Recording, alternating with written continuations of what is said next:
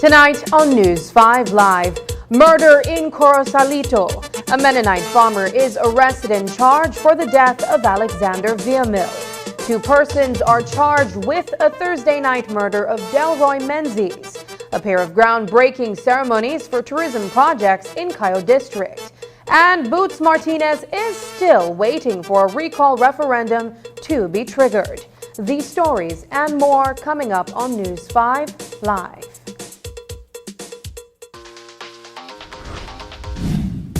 I'm connected.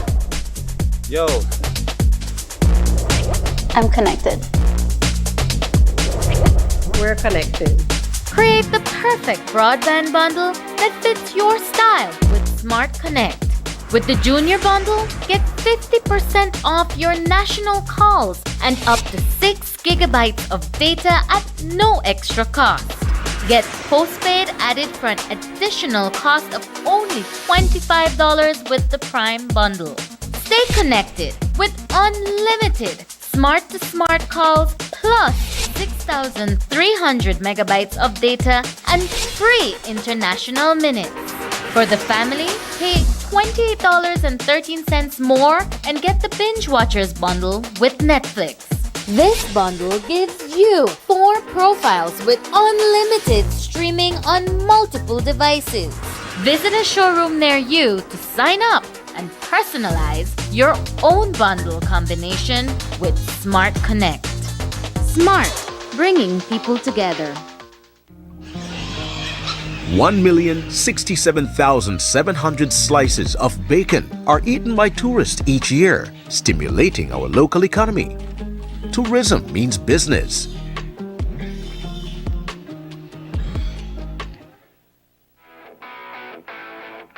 February is all about Honda. Get special pricing and discounts on all Honda products. Enjoy up to 24% off select Honda products and 20% off Honda parts. And don't forget your B-Bucks whenever you make your purchase. Love your Honda. It's all about deals and discounts on Honda products throughout the month of February. Only at Benquip Equipment Parts Service.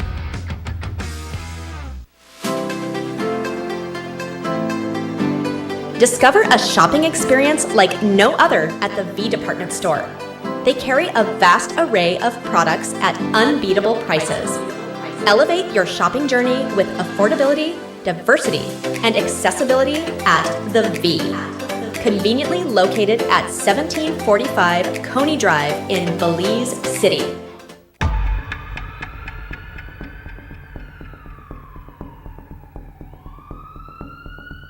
When you have an emergency, you need a comprehensive healthcare facility that puts your mind at ease every step of the way.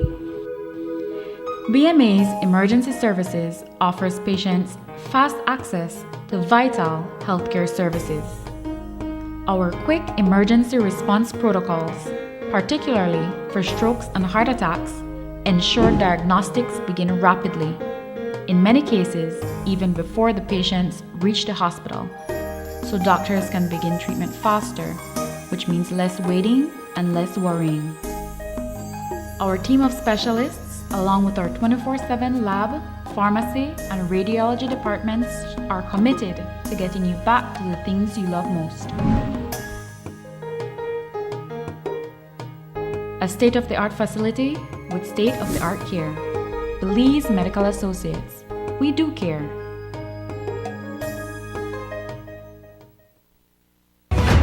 The municipal elections 2024 are just around the corner, and Channel 5 has you covered.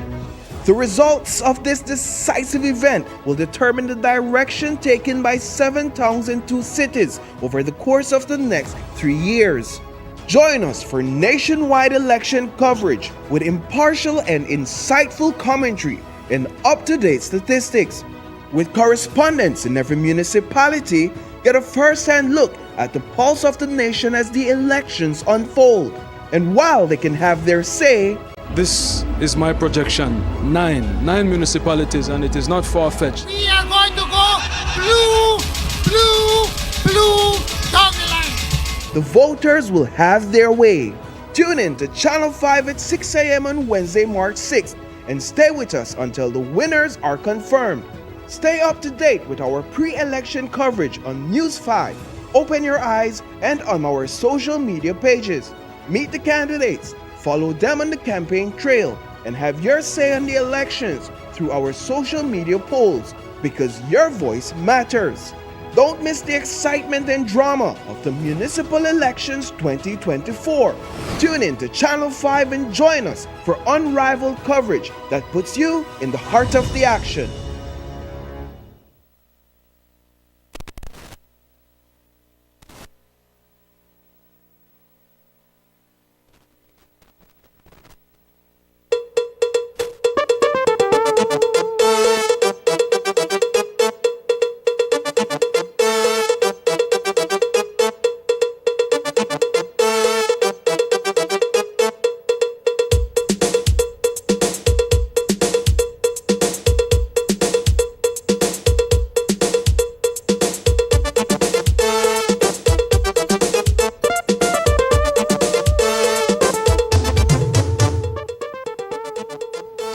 Good evening and welcome to News 5 Live for Monday, February 26th. I am Sabrina Daly. A Menonite farmer was arraigned on a single charge of murder when he appeared in the lower court in Belize City this morning.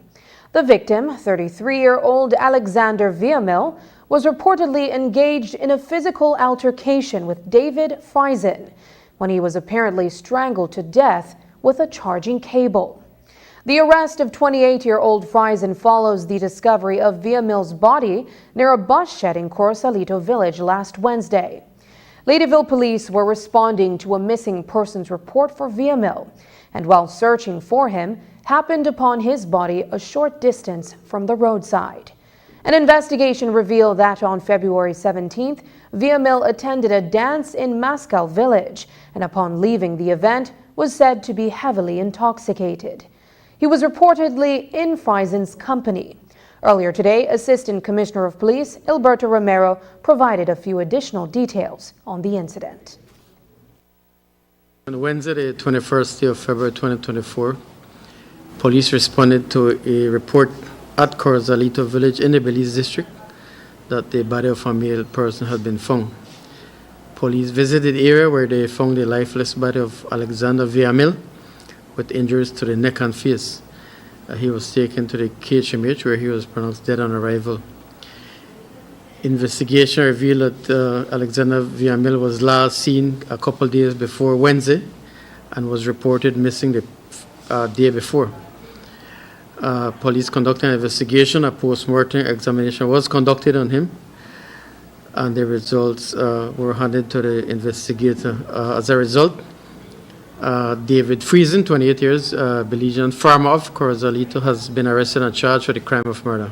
Has Friesen related to police why, or have the police been able to ascertain? The investigation revealed that they were involved in a fight, at which point Viamil received injuries which caused his death. A pair of fishermen, both residents of Dangriga, has been arrested and charged for the murder of Delroy Menes. As we reported on Friday, Menzies, who recently relocated to Dangriga from Belize City, was shot and killed while socializing at the Culture Kitchen on February 22nd.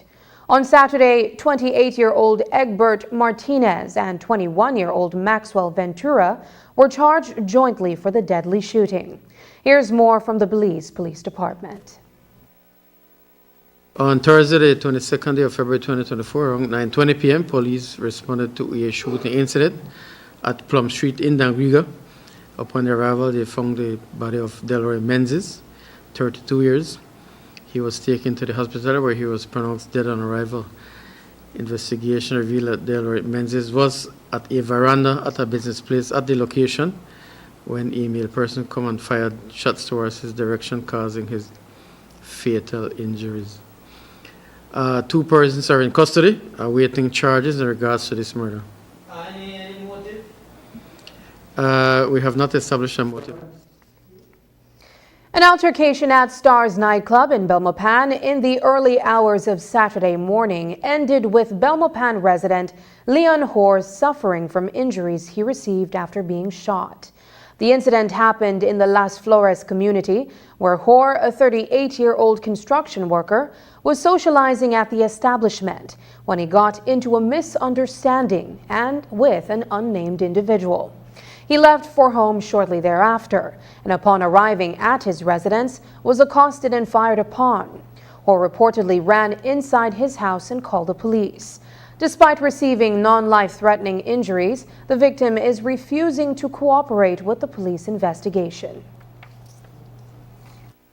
On Saturday, the 24th of February 2024, around 2:45 a.m., Belmopan police visited an area at Las Flores in Belmopan where they found Leon Hoare with gunshot injuries. He was taken to the hospital where he was treated.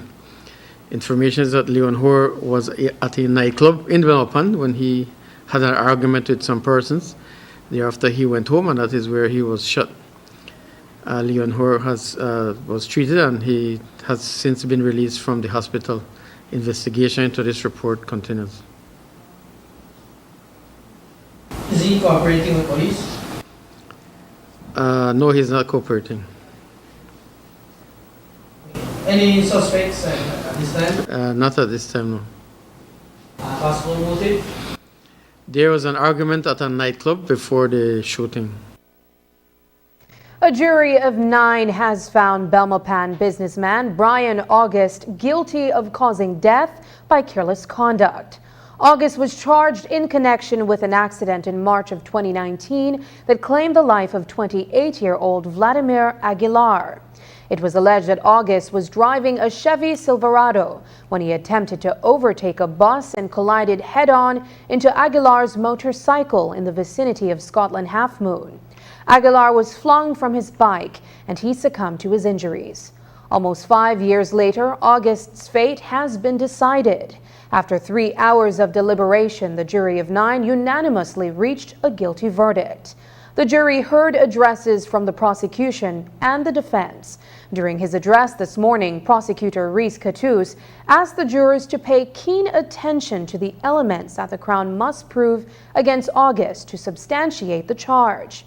Cattouse emphasized that August is on trial before the court for causing death by careless conduct. He told the jury that there are several elements that the Crown must prove, including that someone died, that the death was caused by unlawful harm, that it was August who caused the death, that August was careless in his driving, and that he was going more than 25 miles per hour. The law states that when driving in villages, drivers must be within 25 miles per hour.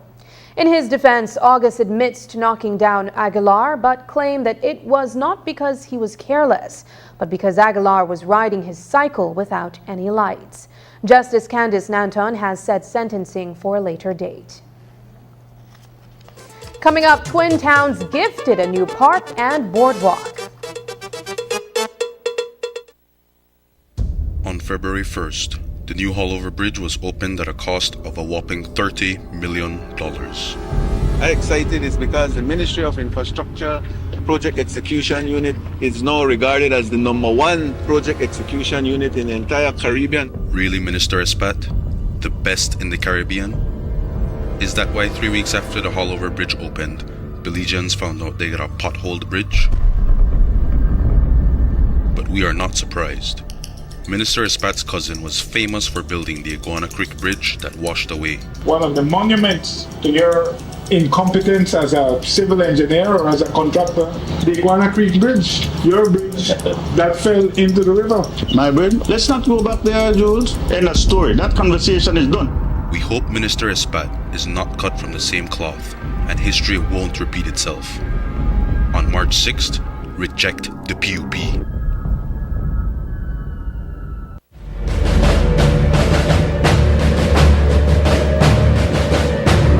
A year or so ago, my minister on his tour visited here and he was appalled at the living conditions of our soldiers, and he then made a decision to relocate the soldiers temporarily until we were able to rebuild this facility, which we have now done. We have spent a significant amount of money as approved by Cabinet to have the FOB at a very livable standard, and if when you walked around you would see the improvement that we have done here. not only in the living facility, but in the kitchen facility, the restroom. In addition to that, the earthworks that have been done here is very significant. We have been able to stabilize the ground here, put boulders to stop the erosion that was occurring here. We have built a marina that's about to be completed, and also the landing site for the helicopter that can land here, on which we have tested, and we have landed the police defense force helicopter here. The transformation has been tremendous from what it was a few months ago.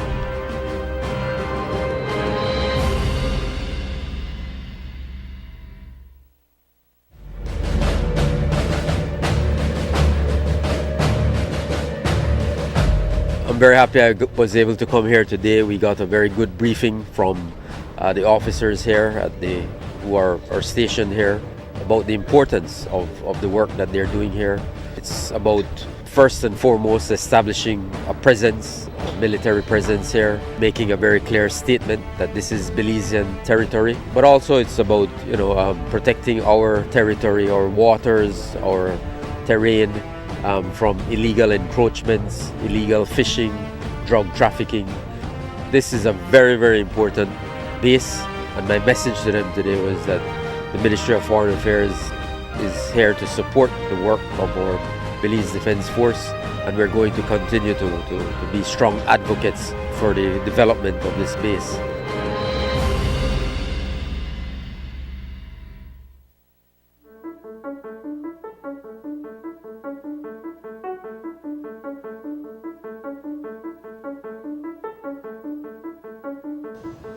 Weapons and ammunition must never ever be together. Before I take that drink, I need to put the firearm away.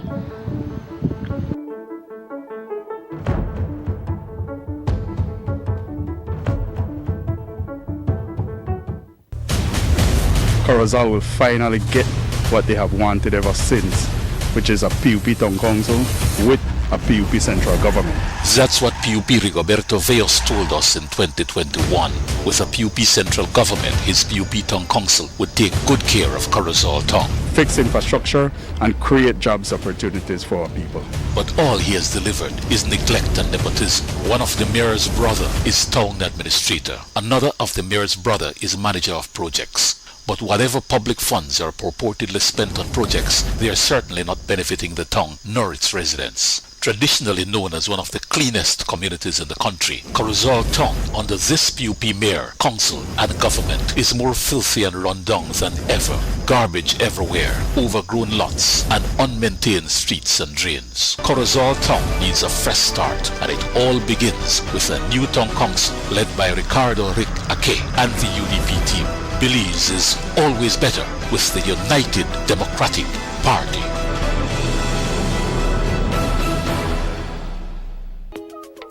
Congratulations!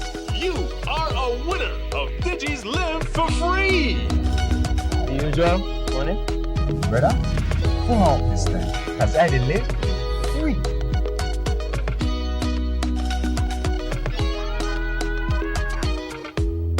I can't believe it! I did live for free! It has been a challenging 3 years for me. We couldn't accomplish what we should have accomplished in 3 years. Always crying, always making excuses. When the UDP was in power, Earl Trapp did nothing. And now, with the PUP in power, he is still doing nothing. All work done in the Twin Towns in the past 3 years is the result of PUP councillors collaborating with the PUP government. While Trapp cries, the PUP council works. It is time to do things differently in the Twin Towns. A full PUP slate and a PUP central government getting the work of the people done. On March 6th, let's unite in San Ignacio and Santa Elena and vote for the PUP 7.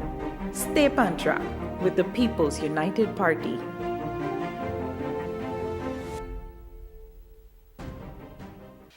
The The Social Security Board, in collaboration with the Labor Department, takes this opportunity to remind insured persons of the requirements for compensation when on sick leave. Any employee who has worked with an employer for at least 2 months is entitled to 16 working days of sick leave with full pay every year. This is how it works.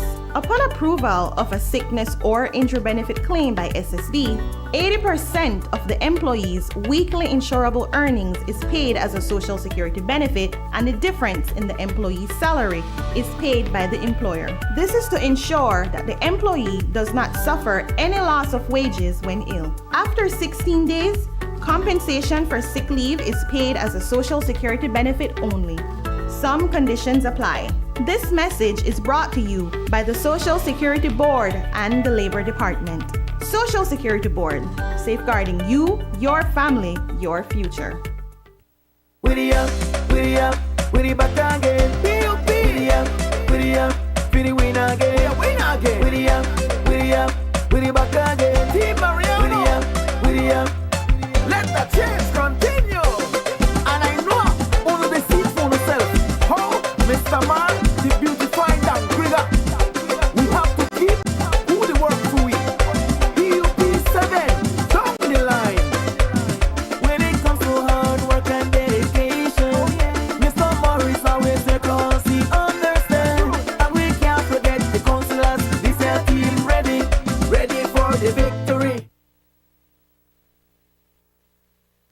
The twin towns of San Ignacio and Santa Elena are striving to stay on top of tourist activity with the addition of new park and boardwalks near the Macau River. Today, a double groundbreaking ceremony was held by the Belize Tourism Board to introduce Phase 1 of the project. News 5's Brittany Gordon attended the ceremonies today to learn more about the initiatives. Here's that story. The twin towns of San Ignacio and Santa Elena are well known for their luscious foliage and the shining waters of the Macau River separating the two towns.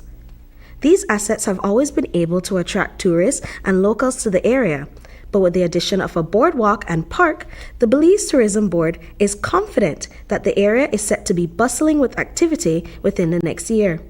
Today, 2 groundbreaking ceremonies were held on the banks of the Macau River to set into motion Phase 1 of these endeavors. We caught up with Minister of Tourism and Diaspora Relations Anthony Mahler in San Ignacio, who spoke with us about the El Cayo Boardwalk. Pretty much it's just a groundbreaking for the development of this area. I think this is a beautiful area for people to gather and to enjoy the natural assets that Belize has. And we will continue to roll out these projects all across the country. Like I said, in another 15 or 20 minutes we go over to the other side and do one on Santa Elena, and then on Friday we do in Sokots. Mahler explained that the boardwalk project, which he anticipates will be completed within the next 8 months, will cost around $900,000 and is to be filled with various amenities for entertainment and leisure. I always believe that any project that we do of this nature should create an environment where people could come in and generate a living. So it has to have some kiosks where people can sell their products, whatever it is. It has to have some area for entertainment, and it has to have some of the basic facilities like bathroom and that type of thing. And so those are the infrastructural needs that a project like this would come with. Partnering in the project was Minister of Sustainable Development Orlando Habet, who expressed his excitement for the potential of the boardwalk during various holidays and celebrations. As a project, I think it is very beneficial to our community because it will bring some economic activity, but also some entertainment. And it also provides a space for our people to come out, view the river, be able to witness sort of on a grandstand, a larger landscape scale, whatever is happening on the river, whether it is sporting events, canoeing, the Ruta Maya. And also we plan to have during celebrations, for example, the 21st September celebrations, we have our fireworks. We can do the fireworks on a platform in the river where people will be able to view not only the lights up on the sky, but also the reflection on the water and making it so beautiful. According to Kaya Central Area Representative Alex Ballona, this park project has been in the works for many years and will be a token of pride for residents of Santa Elena especially. For many years we have wanted to create something along the riverbank of the Macal on the Santa Elena side. So today our groundbreaking ceremony for the Santa Elena River Park marks one of the things that we have in our manifesto. When I visited the people in Cayo Central, this is one of the things they asked for, something where they can go and spend time, especially with their families. So this here is something that will add to the attractions, the tourist attractions for Santa Elena, and also in the second phase of the project is where we will be creating these booths and stalls where people, small entrepreneurs who are engaged in handicraft can come display their products and sell them to the visitors to our town. Ballona stated that this project, which cost around $750,000, is set to be completed within a year and aims to be as environmentally sustainable as possible. The first phase shouldn't take long because it's basically creating the walk along the river here, having a wall retainer, everything. I want to stress that it is natural. The sand, we might be importing some white sand, but the retainer wall, everything is natural. So because we want as much as create something that is attractive to our tourists, we want to ensure that it is eco-friendly as well. Brittany Gordon for News 5. On February 23rd, the Federation of Cruise Tourism Association of Belize, FECTAB, held a conference in order to voice complaints about the current state of cruise tourism in Belize. Even though it was reported by the BTB that 2024 is set to be a record-breaking year for arrivals, according to the association, local operators are struggling to make even $1 after a day's work. Among the complaints were the rising prices of entrance fees for archaeological sites. We caught up with Minister of Tourism and Diaspora Relations, Anthony Mahler, for a response to those complaints. Well, we'll have to look into that seriously. I've had conversations with all the vendors, all the people who operate out there. Actually, I believe in December we had a big gathering with them. I sat down and spoke to everybody. But we have to be able to raise our game all across the country for us to be able to continue to generate the revenues necessary to sustain yourself and your business and your family. And so I'll sit down and have a conversation with them. They know that we have an open door policy for them, so I think the press conferences that they do is just a gimmick, and they're not serious about what they're saying. So about the concerns of the raise in fare to enter archaeological sites, is there anything being done to address that? You see, in this country we have a tendency to undervalue the natural resources that we have, even our cultural resources. You can't be charging $10 to go into CARICOM. It makes absolutely no sense for the growth and development of the site. Most of these things will be passed on to the visitors, and there was a lot of noise for a little while about the departure fee at the airport. But January is going to be a record, or January was a record-breaking month, and February is on pace to be a record-breaking month for overnight. Now cruise is lagging a little bit behind because there is need for a docking facility, and I keep saying that. But we're working on that, and I believe we'll have some announcements very soon, hopefully within the next few months. Electricity is finally being introduced to two far-flung communities in the Toledo district. Over the weekend, residents of Jalacte and San Vicente entered into an agreement with the government of Belize to have their communities electrified. The Belize Electricity Limited, Light Up Belize, and European Union all signed onto the consent agreement. Those documents are necessary to implement any project within the Maya communities in Toledo. News 5's Paul Lopez tells us more about the electrification project. On Saturday, the government of Belize signed agreements with residents of Jalacte and San Vicente under the Free, Prior and Informed Consent Protocol. The signing signals the community's approval for an electrification project in their villages. Today is an important day because we have met You have given the permission that you want electricity for your community, you want development for your community, and that is why we are here to celebrate this success. During his speech at the event, Minister Oscar Requena addressed reports that the government of Belize and Maya communities in the Toledo district are at odds. Now I want to say to you, and I have a responsibility to say this to you. Recently, you have been hearing some pronouncements. You have been hearing people expressing their concern that, oh, the government is not supporting the Maya people. The government is not respecting the Maya people. But my friends, that is totally contrary to what they are saying. Our presence here today, our presence here to work with you and you working with us signifies and solidifies the fact that the people and the government of Belize are working together. The government respects the Maya people. We are here to support you. You will support us so that we can bring development to your community. Deshaun Garbott, the distribution engineer at the Belize Electricity Limited, celebrated the signing of the agreement. Garbott explained that the installation of a mini-grid will supply electricity to homes, schools, health posts, and small businesses in both communities. Today, we celebrate a significant milestone that marks a very important step towards ensuring that every household in Halakte is electrified by the implementation of a mini-grid. The journey has its up and down, but today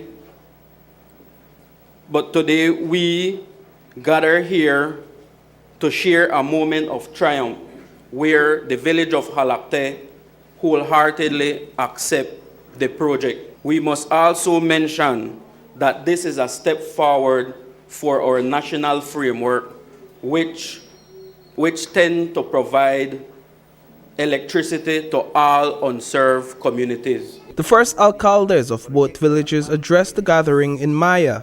Valentina Schall, Chief Executive Officer in the Ministry of Rural Transformation, also highlighted some of the challenges faced by rural communities that are without access to electricity. I grew up in the Toledo district and I have visited Halakte so many times.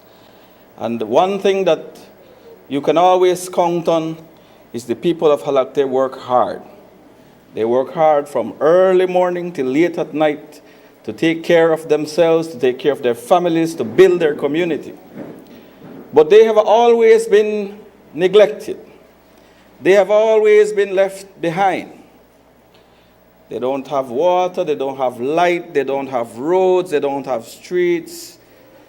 Those things that every other part of the country enjoy, these villages way close to the border do not enjoy. I know the struggles of people without electricity because I grew up without electricity. I know the struggles of these children who are unable to use a computer because there's no electricity. But children in other parts of the country, in other districts, in other towns, they have access to electricity, they have access to internet, they have access to computers. So you know what happens? They go further ahead. And our children have to struggle to catch up. Reporting for News 5, I am Paul Lopez. After the break, developer in Corozal Bay told to retract portion of Jetty. But first, here's the weather update with data from the Belize Met Service.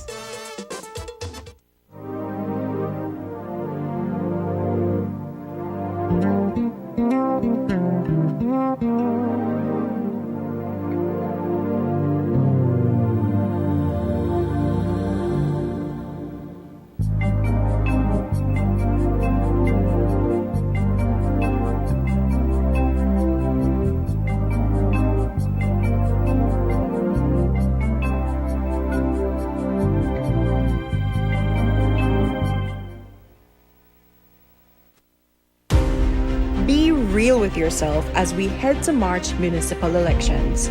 Whether you're blue or red, PUP or UDP or any P, we know the truth. No government has represented like this one. No government has worked like this one. Is high cost of living a reality? Hell yes, across the world. We could have grieved and done nothing like this one. We could have whined and done nothing like this one. But this government is different. We subsidize our critical sectors, remove taxes from 45 more basic items, even sanitary napkins, raise the minimum wage to $5, unfroze increments for public officers frozen by the UDP, and put together a team to crack down on price gouging. Whining is for the weak and incompetent. That's not us. We keep looking for solutions. Always. Remember all this on March 6th. Stay on track with the PUP. Here you go, babe. Thanks, babe. How did they go? Good? It was good. Gal, I think it'll get hard out there. I think I should go close the window.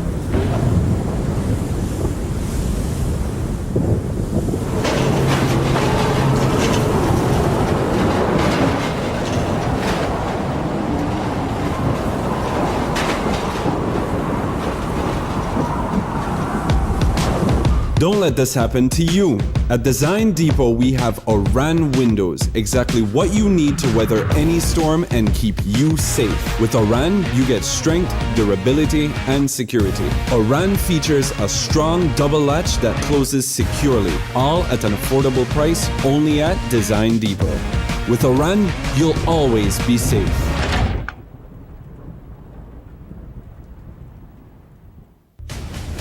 This is a golden opportunity to elect a PUP city council while having a PUP central government.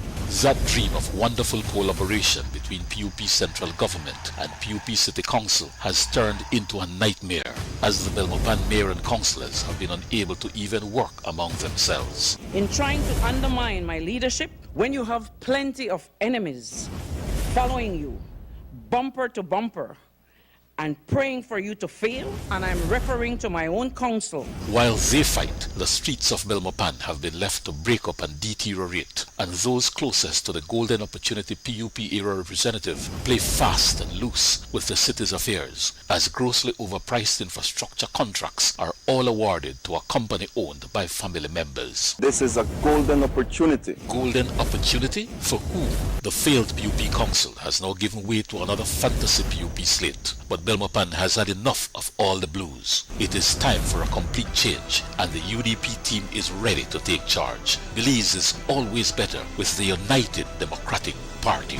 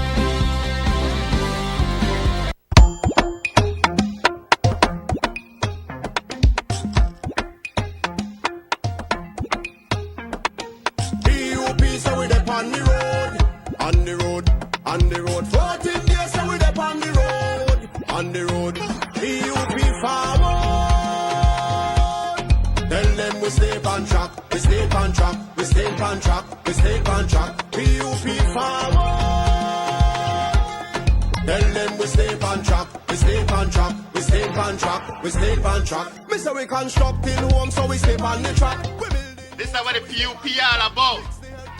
This is the PUP at its finest. This is the PUP at its best. This is the PUP you can't lose. This is the PUP what for you. This is serious elections, you know. Because this election's about the future. This election about where we want for our picnic. This is where we want for our families and our communities. This is whether we are turn back or whether we are stay on track. And if you want more free education, then you have to stay on track. If you want more NHI, you have to stay on track. If you want more cement house, you have to stay on track. If you want more land, you have to stay on track. If you want more jobs, you have to stay on track.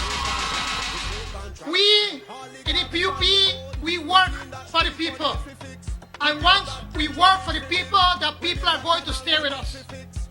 Because we have to continue the work that the PUP town councils and city councils have been doing. Because we are going to continue to work, central government and local government, united to serve the people of this country. And I can tell you, from north to south, east to west, the PUP are saying together, PUP! PUP! PUP! Tell them we stay on track, we stay on track, we stay on track, we stay on track. PUP forward. Tell them we stay on track, we stay on track, we stay on track, we stay on track.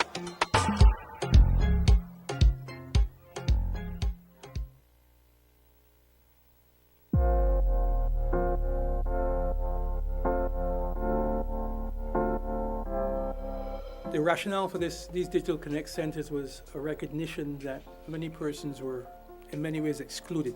They didn't have access to the internet. Kids didn't have the opportunity. They were very challenged to maintain their school systems.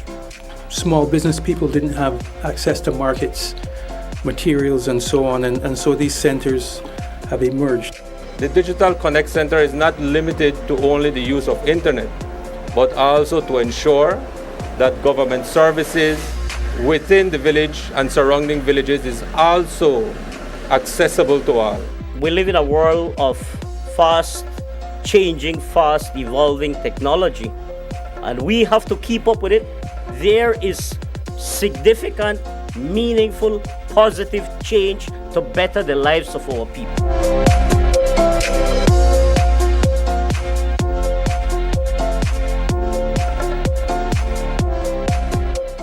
My name is Denise Mala. I had an aunt, one of my mom's sister, that we believe died from cancer. She was relatively young. And my sister passed from cervical cancer. I have been doing annual checkups. Recently, after one of the annual checkups, I noticed, a change in one of my breasts. I went for the next checkup earlier and I brought it to the attention of my treating doctor. He looked at it and he said he didn't like what he was seeing. A biopsy was requested and then the biopsy came back positive.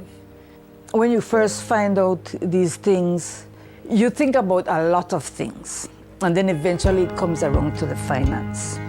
I recalled this insurance, critical illness insurance that I had that I was paying. And that was probably the first time I read that contract. I read it in its entirety. And then I recognized that, this is going to assist me. I called the office, spoke with my agent. He was very helpful, guided me through what I needed to do. So I went through the process and I communicated with him a couple times and he just informed me what was happening. In a pretty short period of time, I was paid my insurance. This plan that I had been paying for many years, in my time of need, that came through for me. Having that insurance helped me significantly. It is absolutely something that everyone should consider because you never know when you're going to need it.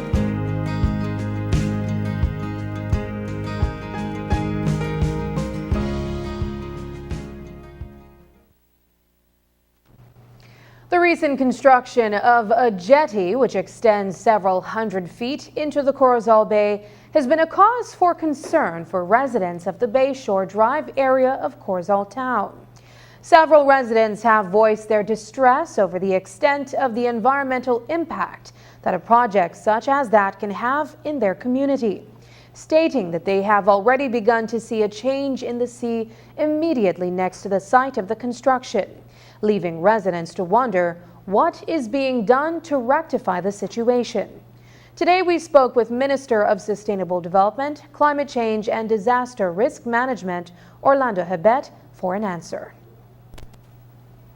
The owner, the developer, makes an application, went through the EIA process, and they get environmental clearance.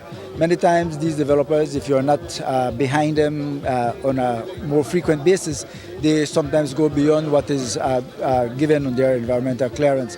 So the Department of Environment has been to look at it. I think they have had conversations with the owner. What I'm told is that part of it is hidden from public view, and so they couldn't see it until it is already a sizable portion of the development.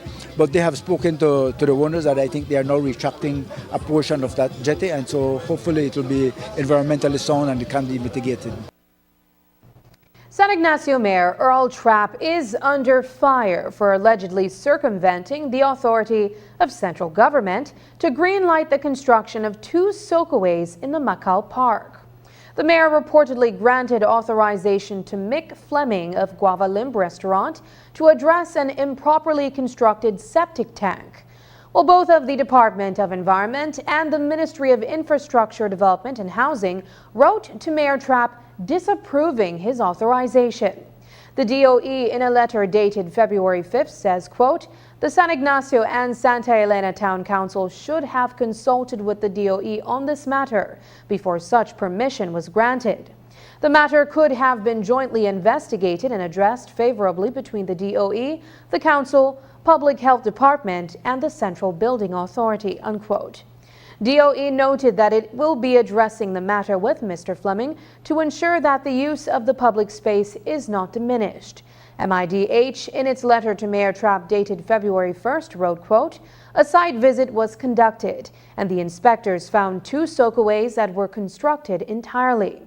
The contents of your letter are contrary to the Belize Building Act, which only allows the technical manager of the San Ignacio Santa Elena unit or director of the Central Building Authority to approve such construction," unquote. In a report elsewhere in the media, Mayor Trapp stated that the seas were political mischief in those letters. The 46th regular meeting of the Conference of CARICOM Heads of Government is underway in Georgetown, Guyana. Belize is being represented by Foreign Minister Francis Fonseca and Chief Executive Officer Amalia Mai. The event commenced on Sunday evening and will conclude on Wednesday. Addressing the gathering of regional leaders was Dr. Carla Barnett, Secretary General of CARICOM. It is fitting, as we continue to celebrate our landmark 50th anniversary year, and as we did in Trinidad and Tobago in July of 2023, that we gather in the home of one of the 4 signatories to the original Treaty of Chaguaramas, the framework and compass for our regional integration movement. On behalf of the community, I express heartfelt appreciation to our host and chairman of the conference for all the gracious hospitality he has extended and the excellent arrangements which have set the stage for a very productive 3 days of work. Excellency, I have no doubt that under your guidance as chairman of the conference and with the support of your colleague heads of government, the Secretariat, and the regional institutions, the interests of our region will be accelerated. Over the last 6 months of 2023, our community was ably led by the Honorable Roosevelt Skerrit, Prime Minister of the Commonwealth of Dominica. We thank him for his unwavering commitment to his role, which has brought tangible results for our member state.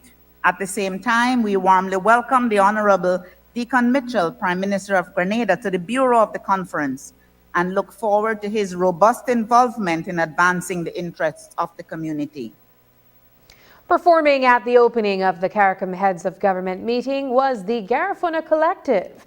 The critically acclaimed band joined several other singers, drummers, and dancers from across the Caribbean on stage as they presented various cultural performances.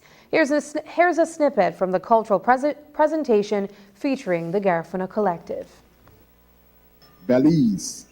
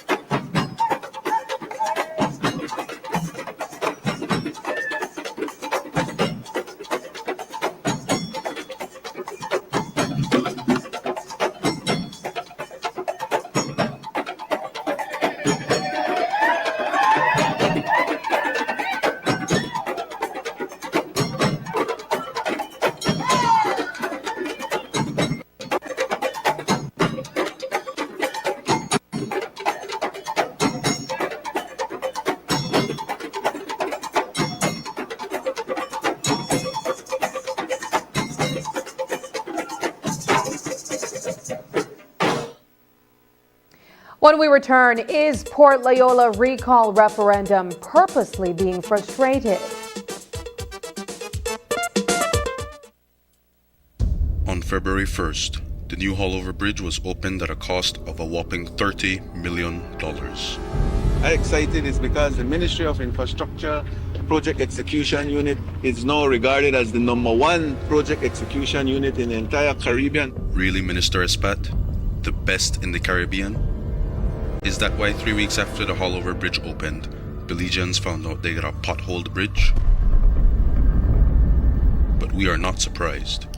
Minister Espat's cousin was famous for building the Iguana Creek Bridge that washed away. One of the monuments to your incompetence as a civil engineer or as a contractor, the Iguana Creek Bridge, your bridge that fell into the river. My bridge? Let's not go back there, Jules. End of story. That conversation is done. We hope Minister Espat is not cut from the same cloth and history won't repeat itself. On March 6th, reject the PUP. Hey students, are you ready to let your words flow? The Public Utilities Commission invites students in Standard 4, 5, and 6 to join our poetry competition in observation of World Water Day on March 22nd, 2024 and win awesome prizes for you and your school. So what does it take to win? Students are asked to write an original poem on this year's theme, Water for Peace, and submit a video reciting the poem to info@puc.bz. Video submissions must be 60 seconds. Include your name, class, and school, and English caption if any other language is used. Deadline for submission is March 15th, 2024. For more information on PUC's Let Your Words Flow Poetry Competition, visit our Facebook page or website at www.puc.bz. Everyone has a voice, so get creative and let your words flow and participate in PUC's poetry competition in observation of World Water Day 2024. It kind of funny when you think about it. The UDP the talk lot of fool out ya. There is a PUP lie about free education, but the proof the right ya. By the time this school year roll around, 21 high schools will be totally free. The UDP said PUP lie about give people land, but check it out, the proof the right ya. Mobile clinic for Stone Dog. People that get title same day. Poor people to first-time landowners. You know what else? How long for we workers then to call for USH? Rush the USH then say, protect for we workers.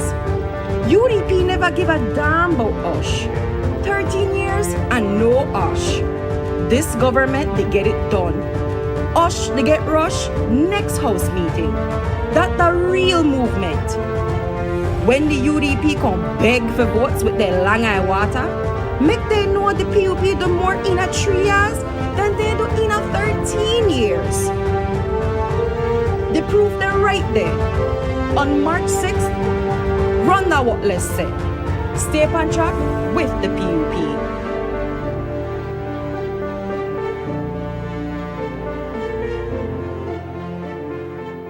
I'm David Humes. This is Vanessa Humes. We only reveal cool spot. Belize Bank save us a lot of time.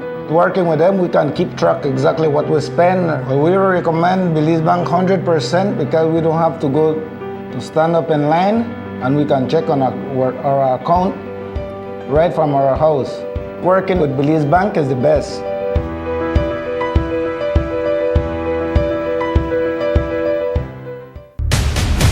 Corruption and contention has been the order of the day in all municipal governments controlled by the PUP, and the Benque Viejo Town Council is no exception.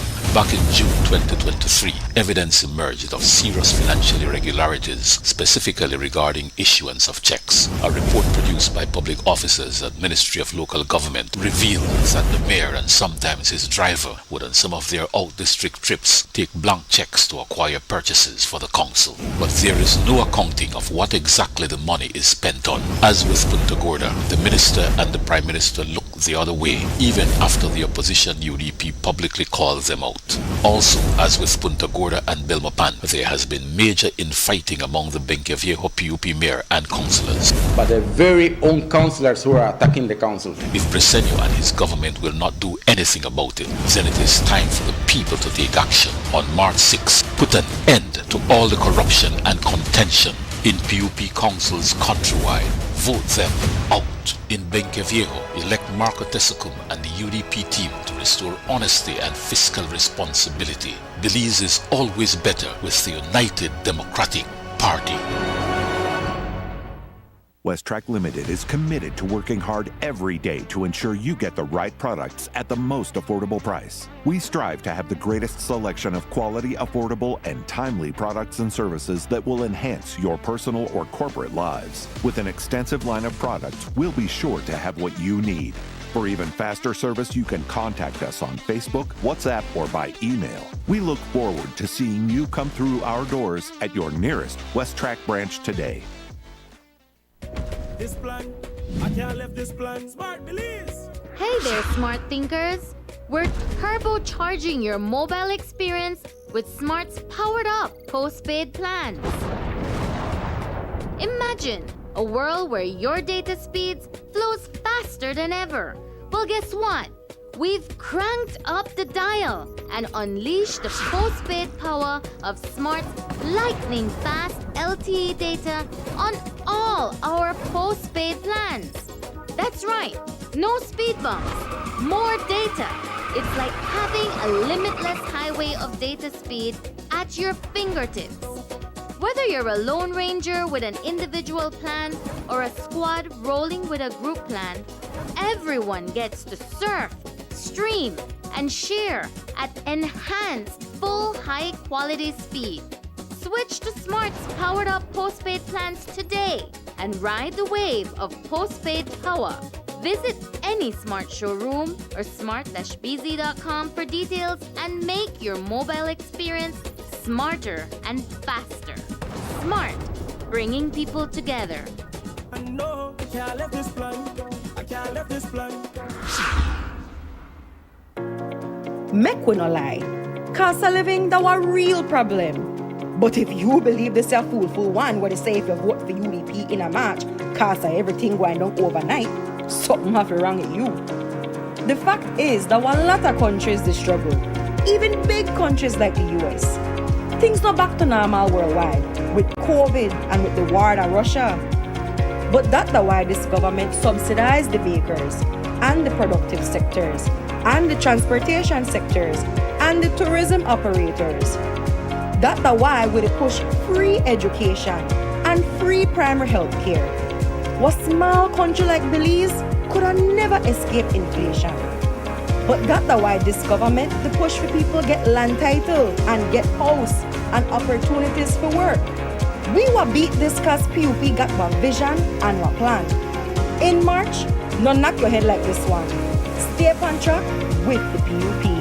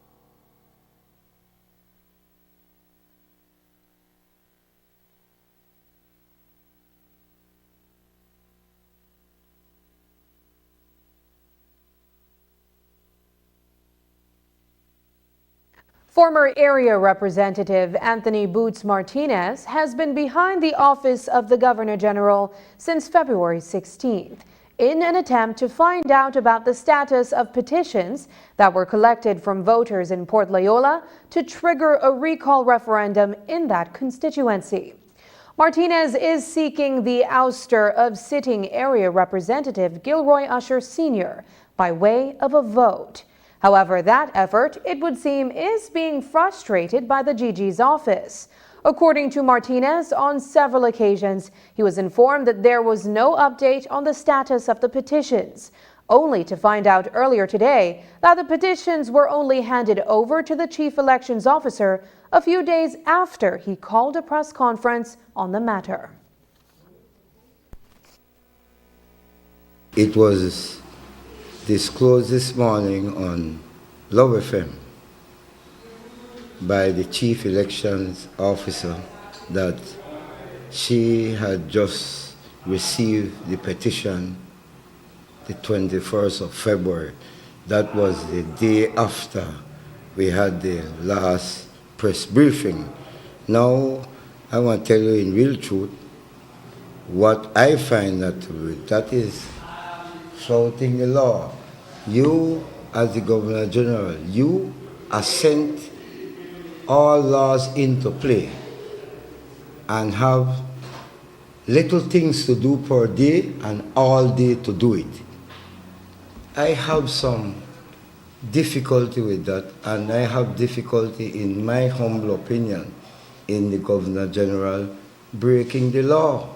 And I find that to be very delinquent, her office to be very delinquent, very disingenuous, and totally dishonest.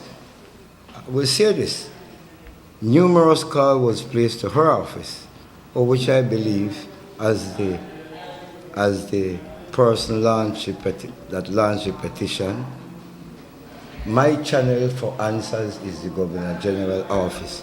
And when you say to me, your office said to me numerous times, the petition has not, get one answer yet. You said no response yet on the petition.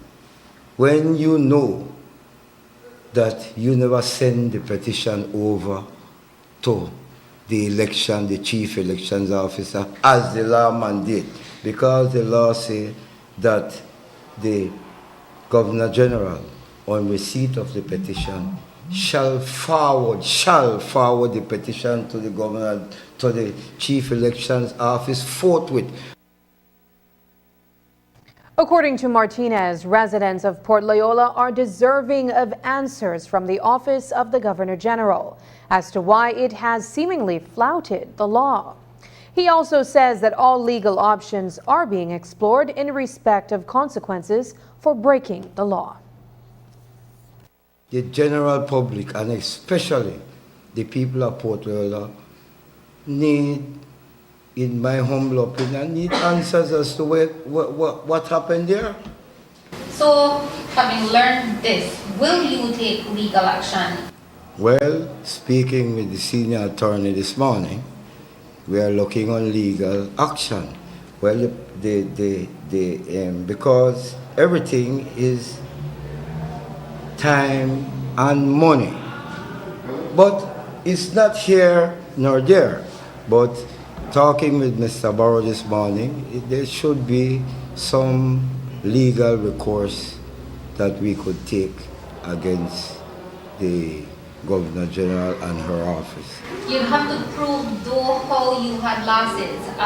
Well, that's another case. You see. Whenever this thing happens, yes, but I'm saying to you, but breaking the law no have some consequence. And no matter what I say in terms of what happened, and I maintain that. But I am saying we not reached there yet.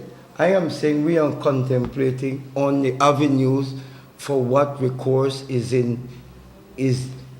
there before the court for somebody breaking the law. There have to be some kind of recourse. So I am just saying that we're looking on that. Me and Mr. Barrow, we spoke this morning, and we're looking on what it is that, because nobody is above the law. Late this evening, the government of Belize issued a release responding to the statements made by Martinez that bring the Governor General into disrepute. The release goes on to say, quote, "Our laws further mandates that it is unlawful for any person to bring the Governor General in her capacity into contempt, disrepute, or disaffection." Whether one agrees or disagrees with this, the fact remains that this is what the supreme law of the country and the laws of Belize command. Recent statements made by Anthony Boots Martinez to the media, scandalizing and bringing Her Excellency into disrepute, are unwarranted, unprecedented, and unlawful. The Cabinet has requested the Attorney General to provide advice on this matter. End quote. On Friday, there was a candlelight vigil held in honor of 15-year-old Lamisha Moody. The high school student was innocently shot and killed not far from where she lived in the Jane Usher Boulevard neighborhood. She was not the intended target of the deadly attack, as the gunmen were there to take aim at Troy Hyde. In the spray of bullets, both persons were mortally wounded. Friends, family, students, as well as the faculty and staff of Anglican Cathedral College attended the vigil and shared testimonies. Lamisha, that me a bright person. Lamisha smart. Lamisha love to sing. Lamisha that me one of the bravest person. When her grandfather died, when the father looked at Lamisha, he said, "Oh, this young girl going to sing. She could stand up out there." And she rocked that church. Lamisha was supposed to be one of our future's vet. Lamisha's life was taken innocently. And I hope that the police get justice for my niece. They took away her from us. That was not right. Lamisha was very close to me. She was like a big sister to me. Every evening, we walk home. We tell each other jokes, we dance, we sing, and she would always tell me, just remember that I'm the older one, you know. And we would laugh and talk. I never expected this to happen because that same evening I was with her, and when I heard the news, I was really broken. I did not know what to do. And I just want Lamisha to know that I will always there for she and I will be strong. Me and Lamisha, we weren't that close, but I will always remember the times when Lamisha told me to be strong. Not only for her, but for my family. And the day that her accident happened, Lamisha told me she would see me the second day. When I came to school, I was very heartbroken because I believed that I would have saw her. No one knew that this would have happened to Lamisha. All I pray is for Lamisha to know that I will always have her in my heart and I will always, always love her.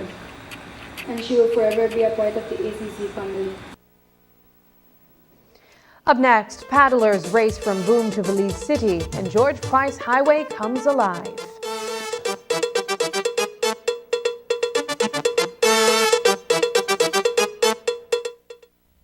On February 1st, the new Haulover Bridge was opened at a cost of a whopping $30 million.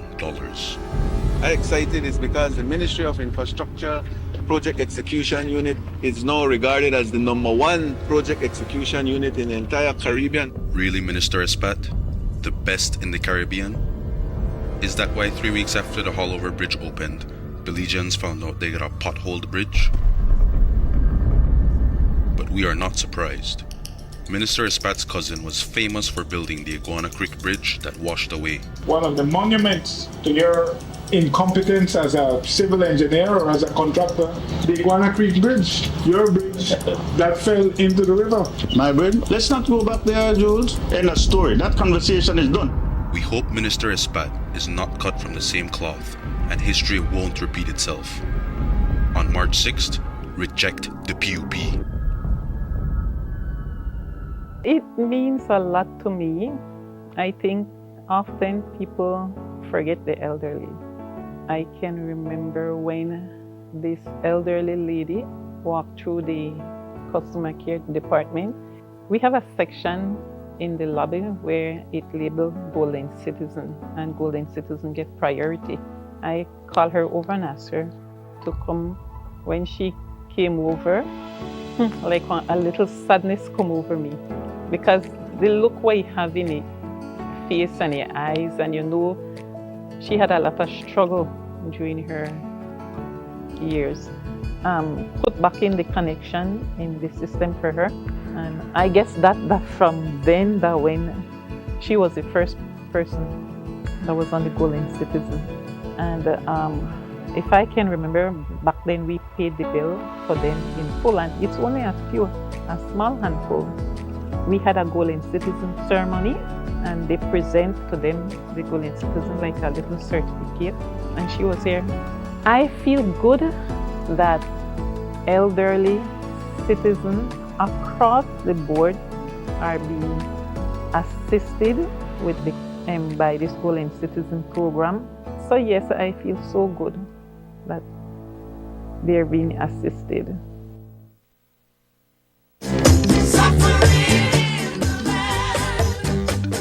Stay on track. After 3 years of punishment, no PUP, while we stay on the track, make the runaway PUP train for hell to continue runway over with the worst quality of life and the highest cost of living ever. So man, check the increase under PUP. Diesel price increase 61%, regular increase 52%, premium 110%, chop ham 100%, baking powder 145%, cornflakes price increase 87%, canned beef 101%, vegetable oil 122%, and potato price increase 74%. The PUP last truck and half truck. Come election time, none of them we don't want back. Vote them out, March 6th. PUP got to go. The barbarians are at the gate. They're hungry. The barbarians are hungry. I'm connected. Yo. I'm connected. We're connected. Create the perfect broadband bundle that fits your style with Smart Connect. With the Junior Bundle, get 50% off your national calls and up to 6 gigabytes of data at no extra cost. Get postpaid added for an additional cost of only $25 with the Prime Bundle. Stay connected with unlimited smart-to-smart calls plus 6,300 megabytes of data and free international minutes. For the family, pay $28.13 more and get the Binge Watchers bundle with Netflix. This bundle gives you 4 profiles with unlimited streaming on multiple devices. Visit a showroom near you to sign up and personalize your own bundle combination with Smart Connect. Smart, bringing people together. It's easy to get distracted by propaganda and negativity. The UDP has been saying a lot about Belize City. Imagine that. They forgot they were kicked out for non-performance. But anyway, as we head into municipals, it's important to listen to the truth, to be objective, to think objective. Listen to what one former U.S. ambassador had to say about Belize City. No propaganda, just his experience. I'm impressed by how clean and maintained Belize City is. Really? 25 years ago, it was not always the case, but I'm just impressed as I walk around the city. Belize City is developing into a real metropolis. Yeah. And it is. Thanks to vision, commitment, and hard work. Let's keep moving forward. In Belize City, vote for the PUP 11. Stay on track with the People's United Party.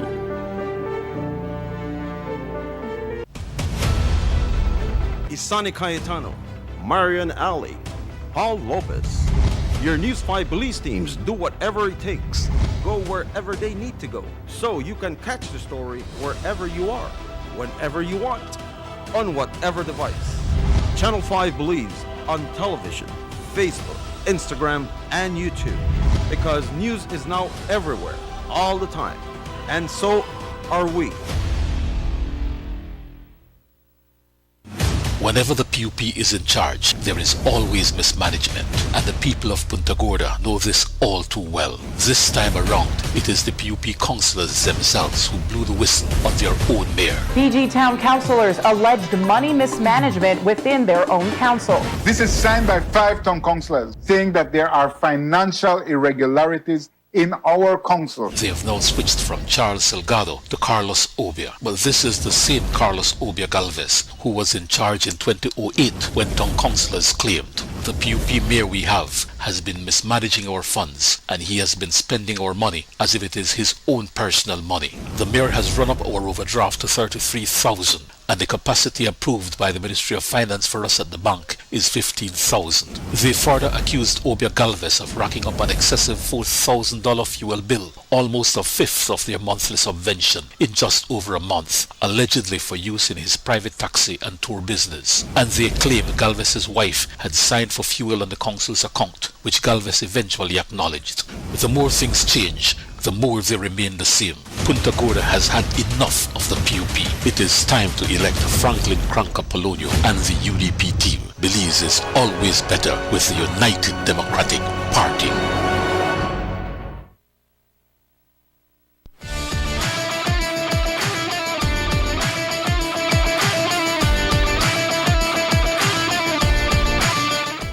Good night and welcome to another edition of Sports Monday. I am Paul Lopez. The La Ruta Maya Belize River Challenge is 2 weeks away and the Boom to City canoe race sets the stage for that monster event. On Sunday morning, 25 canoes are at the starting line in Barrowboom Village. The starting horn goes off and the paddlers began to dig deep as they all sped off. At Manatee Lookout just outside of Belize City, Team Lucas is leading the charge. Team Guava Lim is close by in second place. Right on their tails are the Belize Coast Guard and Black Orchid Resort. Team Pack and Team Wild pressed on behind the 4 lead canoes, as did Westline, Whatever Boys, and Riverside. At the Riverside Tavern in Belize City, 2 hours and 43 minutes after the start of the race, the Belize Coast Guard crosses the finish line in first place, all alone. Almost a minute later, Guava Lim paddles across the finish, followed by Black Orchid Resort in third place. Team Lucas secured fourth place and Pac took home the 5th spot. We spoke with the victors of this challenge. It started to play in our when we were coming to the creek mouth. From here, then we said, all right, then we were in a set position. Well, the position we didn't want it, but we still end up coming top 3 in it, and then afterwards we just wait out. Like how we better said, and the guy crashed each other. The two top team crashed each other, and then we just came around and started step it from there, and we in the back down for nothing. Let's head back to the village where the Boom to City canoe race began, but this time for the 9th annual Boom Run. This run features races in 3 categories, the 5, 10, and 15-kilometer races. A total of 9 runners took off from the starting line for the 15-kilometer race. Shortly after, the starting horn went off for the 10 runners who ran the 10-kilometer race. The largest group of runners, more than 24, participated in the 5-kilometer run. Taking on the morning's cool and asphalt road, 1 foot in front, these runners raced on. At the 5-kilometer finish line, Christopher Broster ran in at first place. First place in the 10-kilometer race went to Giovanni Bizar, and in the female category, the first prize went to Jennifer Lopez. Albert Davis secured first place in the 15-kilometer race, adding another gold medal to his collection. Dorisha Sabida also won gold for that distance in the female category.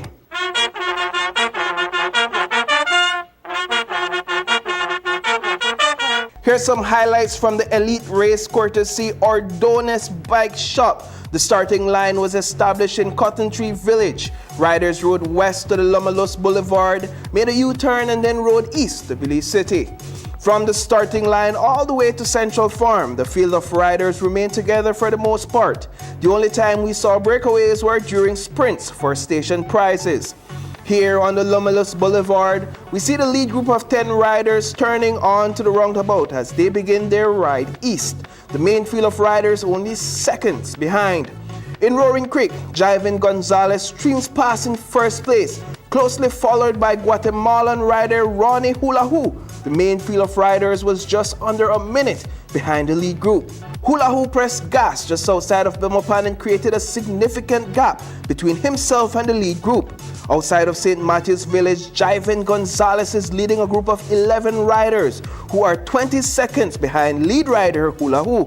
A short distance from the Belize Zoo, Hula Hoo's lead has been cut down, bringing his valiant effort to an end. Melvin Torres makes the dash towards him. Bob Gabriel from nowhere challenges Hula Hoo for the station prize. Approaching mile 8, Jiven Gonzalez opens a gap with a surprise attack as he sprinted towards the wheels of Bob Gabriel, who was out front. With only a short distance left to finish, Gonzalez gets out of his saddle and rides off ahead of Gabriel. Jiven Gonzalez won the race and was crowned the 2024 Alfred Parks Memorial Race Champion. Bob Gabriel took home the silver medal, followed by Oscar Quiros in third place. And finally for tonight, we bring you some action from the William Dawson Peace Cup. Here's some highlights from the match between Lake IFC and Hattieville. That game ended in favor of Lake IFC 2-1. 20 minutes into the match, Carlton Roberts capitalized on this opportunity for Hattieville. Right before the close of the first half, Lonnie Leslie placed Lake I on the scoreboard with this skillful touch into the goal. Lake IFC secured another victory with this free kick from on top of the penalty box, giving off a whistle for a handball. Well, folks, that's all we have for you in tonight's coverage of Sports Monday. Catch you in the next one. And that's the news. Tonight's broadcast is available at channel5police.com, on our Facebook and on YouTube. I'm Sabrina Daly. Thanks for joining us. And from all of us here at News 5, good night.